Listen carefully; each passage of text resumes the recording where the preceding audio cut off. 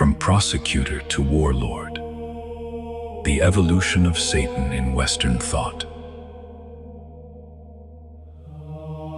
In the history of Western thought, few concepts have undergone a shift as radical or foundational as the understanding of the spiritual realm. In this presentation, we trace what arguably the single greatest ideological transformation in the history of the Western world, the terrifying transition from a world-affirming universe, overseen entirely by a sovereign creator, to a world-denying, dualistic reality under the direct, temporary occupation of Satan. By analyzing the stark evolution between the Hebrew Bible, Hellenistic mysticism, and the apocalyptic worldview of the New Testament, we'll reconstruct the exact historical moment the cosmos became a battleground. 1. The austere sovereignty of the Hebrew Bible. To understand how profound this shift was, one must look at the structure of the ancient Hebrew Bible. According to the late Harvard scholar Frank Moore Cross, the Hebrew Bible presents an austere world where everything is properly in its place. God is the unchallenged architect of the universe. The physical earth is deemed inherently well across the opening chapters of Genesis. Humans are completely at home in their physical bodies and on the land. In this older paradigm, the concept of a multi-tiered cosmic prison, ruled by a malicious overlord, simply does not exist. The Hebrew phrase Hasatan is not yet a proper name for a red-skinned monster with a pitchfork, but rather a functional title, the adversary or the prosecutor. He operates as a literal legal official within God's heavenly council, referred to as the Beni Elohim, or sons of God. In the book of Job, Satan does not act independently or rebel against God. He acts as the prosecution, challenging Job's integrity with explicit divine permission. Furthermore, death in the ancient Hebrew world was not a gateway to eternal torture or an escape hatch to the stars. All human souls descended to Sheol, a silent, dark, deep pit, where the rich, poor, slave, and master all slept peacefully in the dust together. It was a universe where God was in absolute control, and miracles were executed directly by him, completely independent of demonic interference. 2. The Great Hellenistic Fracture. This secure, locative worldview was utterly shattered during the Hellenistic period from 300 BCE to 100 CE, following the conquests of Alexander the Great. As Greek philosophical thought blended with Near Eastern ideas, and a profound psychological shift occurred throughout the Mediterranean basin, human beings began to experience an intense sense of existential estrangement. They no longer felt at home on earth. They felt like strangers in a strange land. Influenced heavily by Platonism, the universe was reimagined as a series of complex, concentric planetary spheres consisting of the Moon, Mercury, Venus, the Sun, Mars, Jupiter, and Saturn, stacking all the way up to the highest heaven.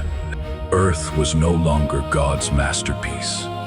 It was viewed as the darkest, lowest, and muddiest basement of reality.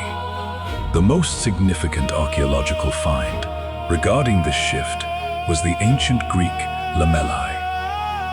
These were thin sheets of gold foil buried with deceased individuals dating back to the 300s BCE. Written upon them were precise scripts for the dead soul to recite to the cosmic guardians of the lower world. When asked who they were, the soul was instructed to declare, "I am the son of earth and star-filled heaven, but from heaven alone is my house." This represents a staggering ideological pivot. Salvation was no longer about living righteously on God's good earth, but about liberation, escape, and outsmarting the hostile cosmic rulers who held the soul captive in a material prison. 3. The New Testament, sacking the kingdom of darkness. By the 1st century CE, early Judaism and the nascent Jesus movement had fully superimposed this Hellenistic dualism onto their theology. When you cross the threshold into the New Testament, the change is jarring. As Cross famously quipped to biblical editor Herschel Shanks, "When you come to the New Testament, you can't even swing a cat without hitting 3 demons and 2 spirits." In this apocalyptic environment, Satan has undergone a massive promotion. He is no longer God's prosecutor. He has become an independent warlord who has usurped control of the planet. The Apostle Paul explicitly addresses him as the God of this world in 2 Corinthians chapter 4, verse 4, who blinds the minds of unbelievers and the prince of the power of the air, Ephesians 2, verse 2.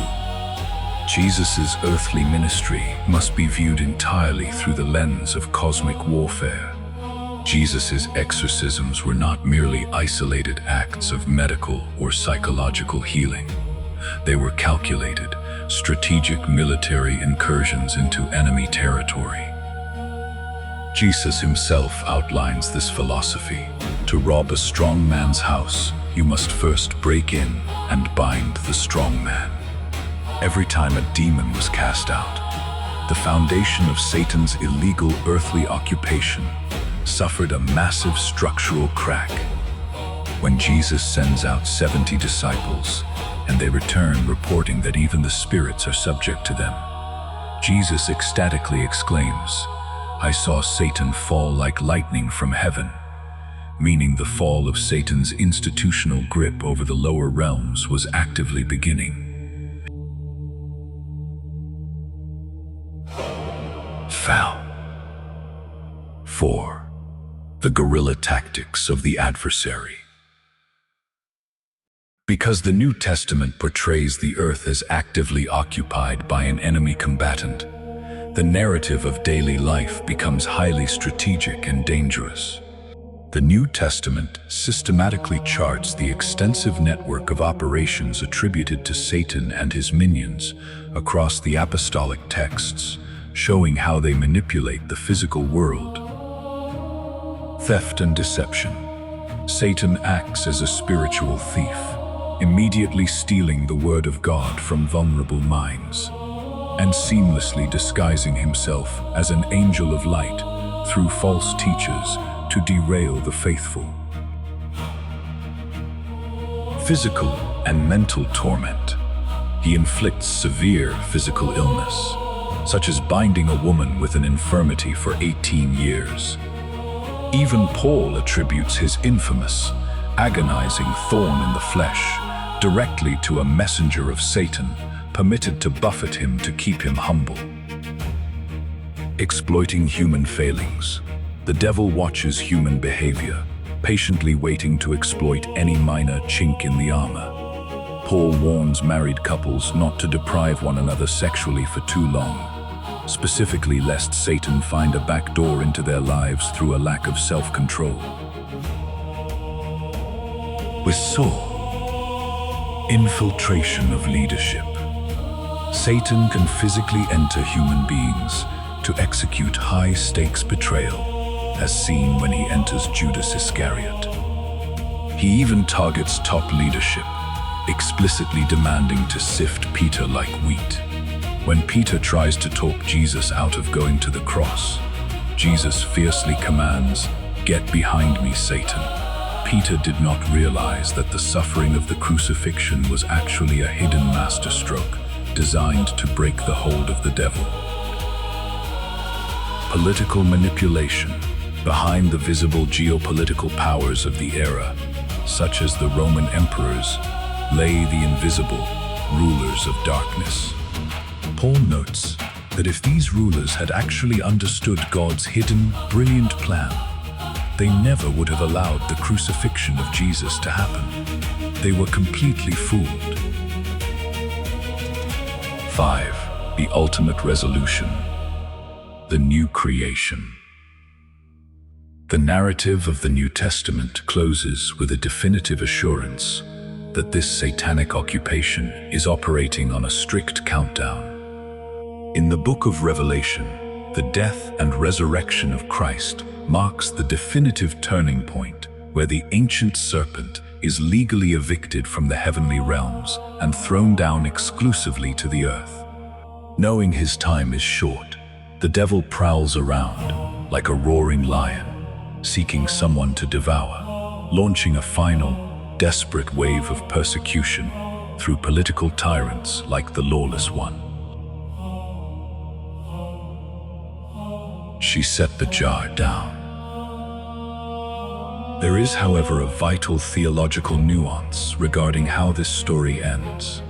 While many modern Christians focus entirely on escaping the body to fly away to a distant heaven, a concept that is actually more Greek Hellenistic than biblical, the ultimate resolution of the New Testament mirrors the restoration of the Hebrew Bible.